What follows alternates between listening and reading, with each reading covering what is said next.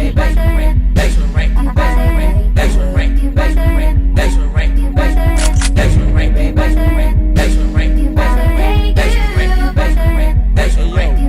YouTube fam, it's your girl Leah back again with another video. In today's video, as you can see from the title, we're going to be talking about why I feel like it's important to go to swim lessons as an adult if you want to. If you want to learn to swim, I think it's important to learn to swim. If you don't, then you can skip this video. Just say, hey, look, I'm going to give it a like and I'm going to move on. But I'm making this video, and I wasn't planning on making a video like this, but I got a comment on my swim cap video that said, I know this video is about the cap, but can you tell us more about learning to swim as an adult? I want to learn as well. I can swim in shallow water, but I can't do anything over my height. I freak out.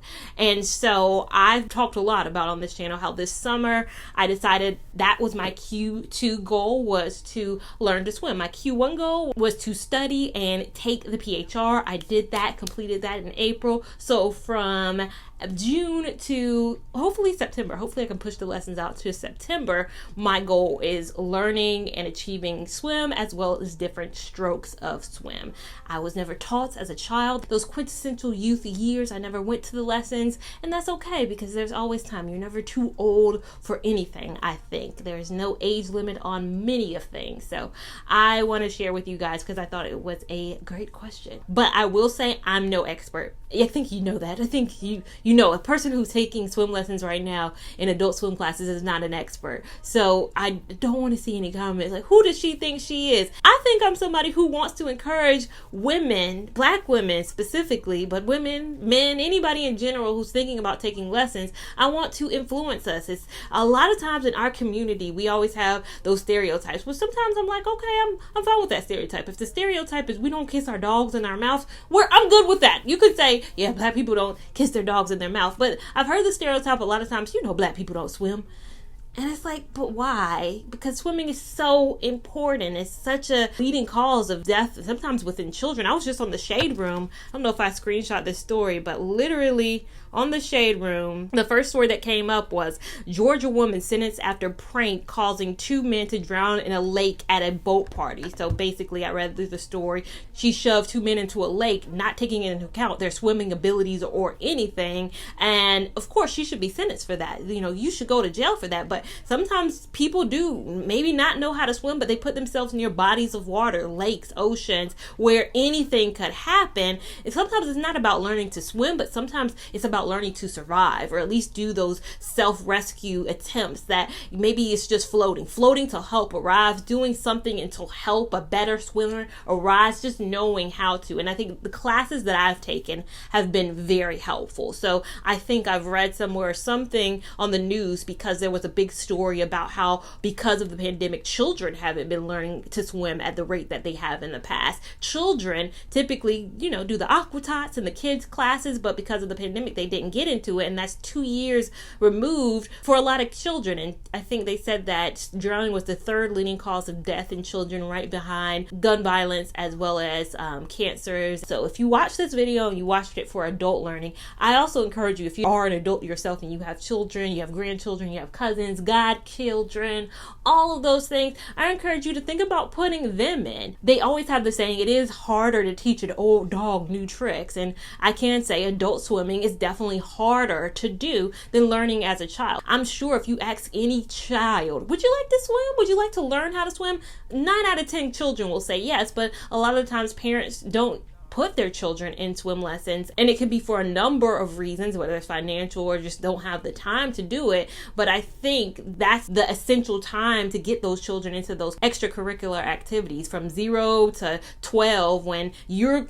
in control of their activities. You're in control of their lives. Like, they have no say so really in what they do, but you can gear them so they're not like me, not 12, but put a 3 in front of that 2 when they're not my age, and then they're trying to learn. My mom never asked me, but I'm sure if she had asked me back then, I would have said, heck yeah, I would love to go to the aquatic center and learn to swim. But now that my life is in my hands, I took the time to learn. Now, I did take lessons in 2016, so about 6 years ago, right before I had this channel. I took lessons at the YWCA, and now I'm in lessons at the YMCA. I will say I got a comment on TikTok about me taking swim lessons, and somebody said something to the extent of, no, this is some BS.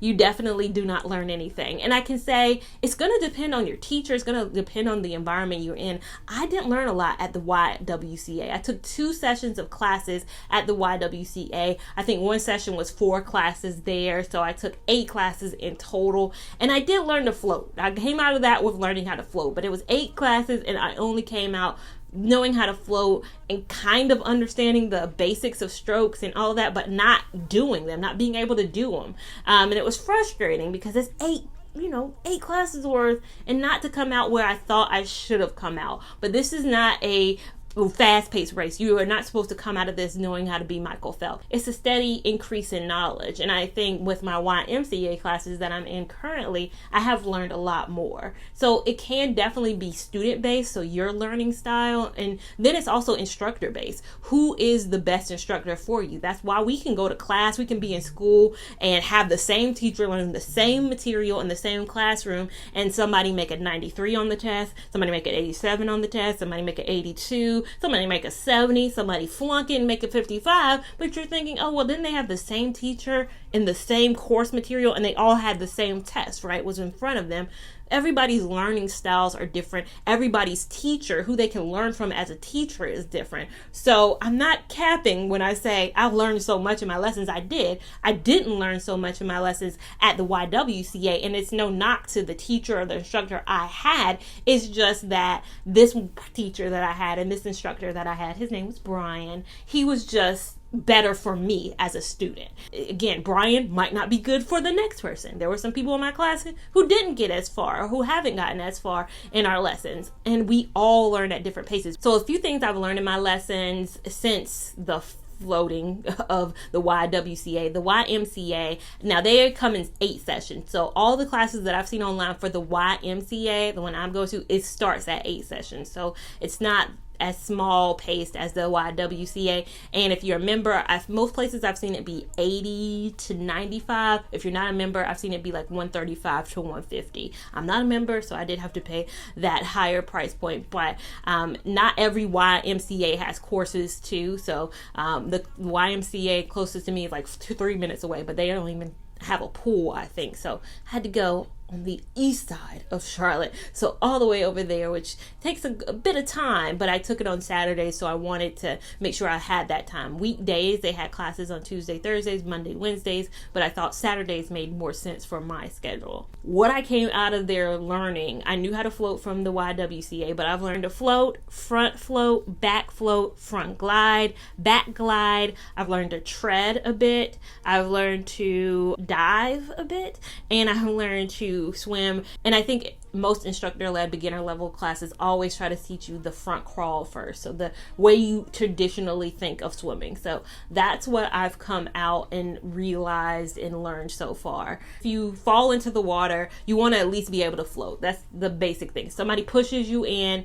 and you need help and you don't know how to swim. You don't think you can swim back to land or swim back to the boat. Float until somebody comes and throws one of those life rafts or throws something out to you. So that's why I say the first class, they taught us what we should do if we get pushed into a pool. But again, if you get pushed into any kind of body of water, these are what you should do. So survival skills are what level 1, 2, and I believe 3 are about, whereas levels 4, 5, and 6 at my Y are more about technique. They're technique driven, whereas the first is just basic. The first 3 levels are basic. So our instructor told us after last class, we're already at 4. So we're learning the strokes. We've passed the survival technique. So treading is different than floating. Treading is what you need to do if you're in deep water. So 10 foot past your head, how you maneuver in water. So when your feet aren't touching the water, how to tread so that you can look for help. Because floating is fine, but say you fall off of something, you're floating, you're looking up at the sky. You want to be able to tread so that you're looking straight ahead. So looking around you to see, is there a boat coming? is there a boat or some kind of help? So treading is when your body is kind of up or down. Floating, of course, you're on your back, or you front float, which is with your head down in water. You don't want to float too long because you're gonna run out of air. But yes, those are things we learned. My 5 biggest tips that I would say that helped me that I didn't really learn at the YWCA, but I learned at the YMCA. And again, it's about the instructor and what they're gonna tell you. The fear. If you have a fear of swimming, then this video, cut it off right here. If you have an extreme fear and you don't feel like it's a fear that you want to get rid of or you can't get rid of, that's fine. Some people have fears of heights and they're never going to get over that fear of heights. They just don't put themselves in a situation where they're near heights. I have friends who don't do roller coasters. I'm not going to ride a roller coaster because I have a fear of heights. Then they live a life where they don't get near roller coasters. It's not that hard to avoid. It's the same thing with pool and water. If you have a fear of water, just don't put yourselves near pool. Don't put yourselves near bodies of water. It's simple enough. You live in the middle of Nebraska where there's no body of water nearby. Cool, I won't put myself. But fear is the thing that I've seen hinder a lot of people. My class currently, we started 8 weeks ago with, I believe, 8 students. Now we're down to 4 students. The first 4, it was a fear. And they weren't willing to get rid of that fear. A fear of water. Like YWCA, I saw people freak out. Like literally freak out while putting their head in water. Some adults have less fear than other adults. And some adults can get rid of that fear and some adults can't get rid of that fear. So if you have a genuine fear of water and you don't think 8 lessons of classes is going to get you out of that, that's completely fine. Save your money. Go in understanding that they're lifeguards. My instructor is a lifeguard. Most of them are trained in lifeguarding and saving. There was a lifeguard present also like there. So there's the people there. This is not your home. This is not anywhere where there is no lifeguard on duty. There is one there. My next tip, buy goggles before your even first class. If you're taking classes and you're taking swim lessons, buy these.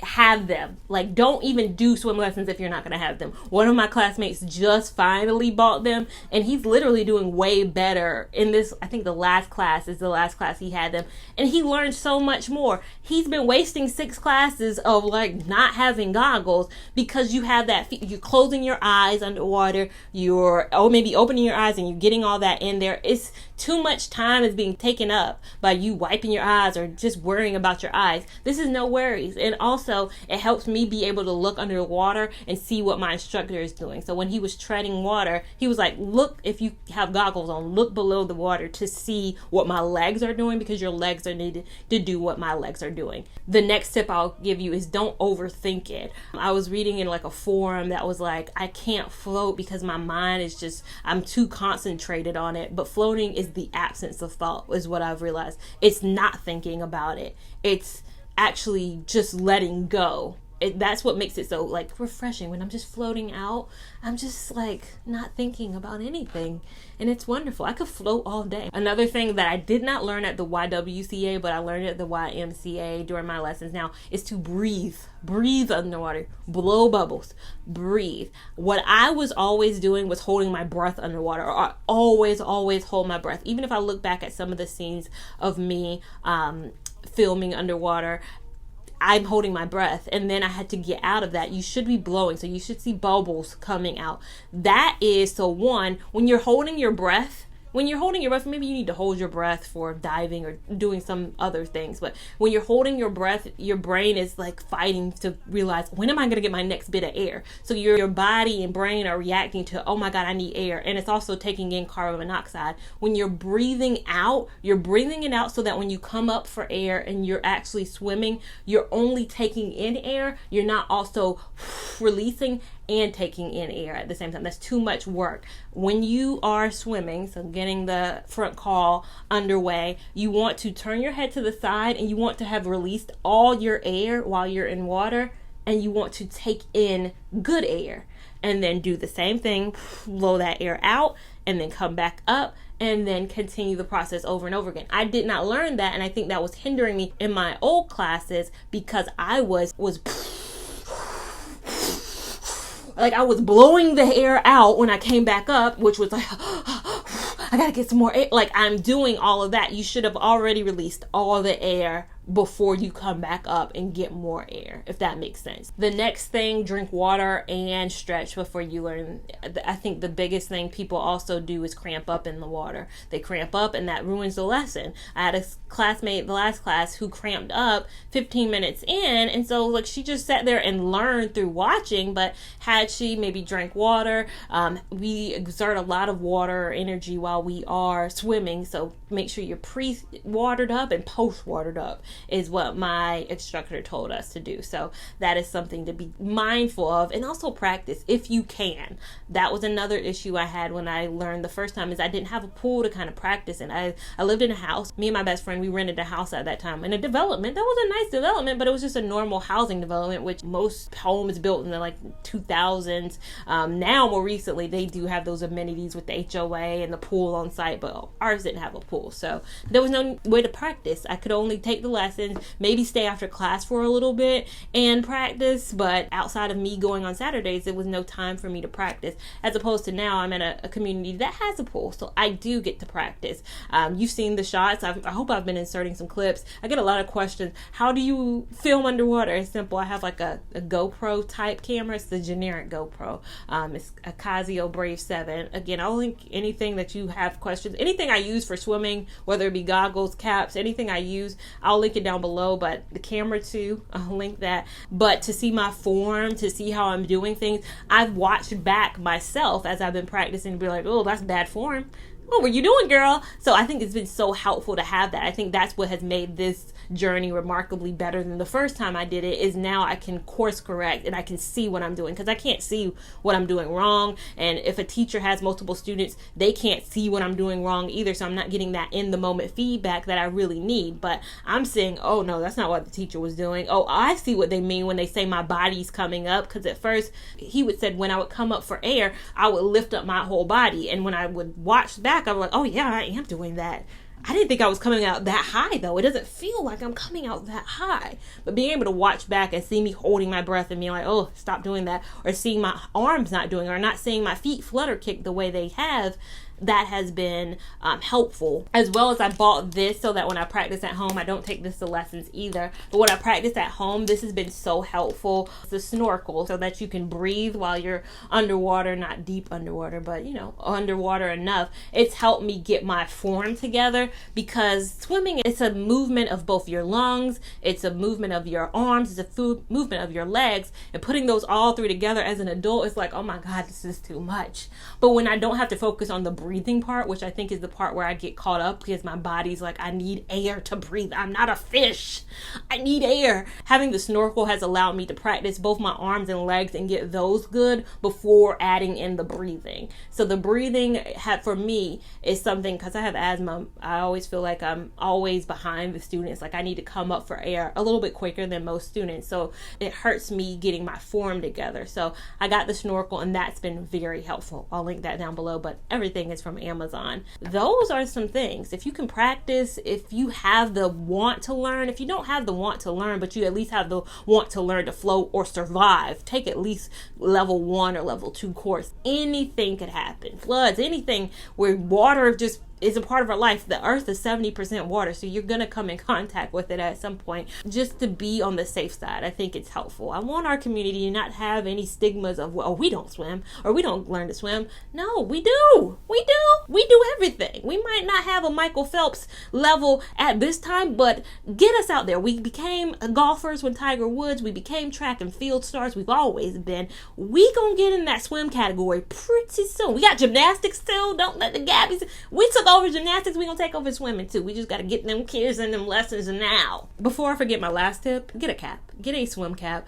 Get a swim turban. I did a whole video on that. That's where the comment that sparked this whole video came from. The swim turban is great. I got this cap from Amazon back for my first class. I couldn't find the exact link to this because it was 6 years ago. But I found a similar. If you have long hair, this is good. If you don't have long hair, this can be a nuisance. I had to take it off my last class because I didn't have crochet hair in my last class. I had my wash and go, which the cap kept sliding because I didn't have enough hair to feel this. So just keep that in mind, but make sure your hair is out of your face too. Having your hair be part of the process, just put the goggles on, get the hair out the way. It'll make those 30 minutes of class time so much smoother and so much more focused on the learning to swim, because that's what you want to do. But overall, that has been my thoughts. Leave your thoughts down below. Make sure you like, comment, and subscribe to this channel so you don't miss anything that I do. And make sure that you're following me on Instagram at LeahLevon89 so you can keep up with my shenanigans in real time. And I'll see you in my next video. Thank you so much for watching. Bye.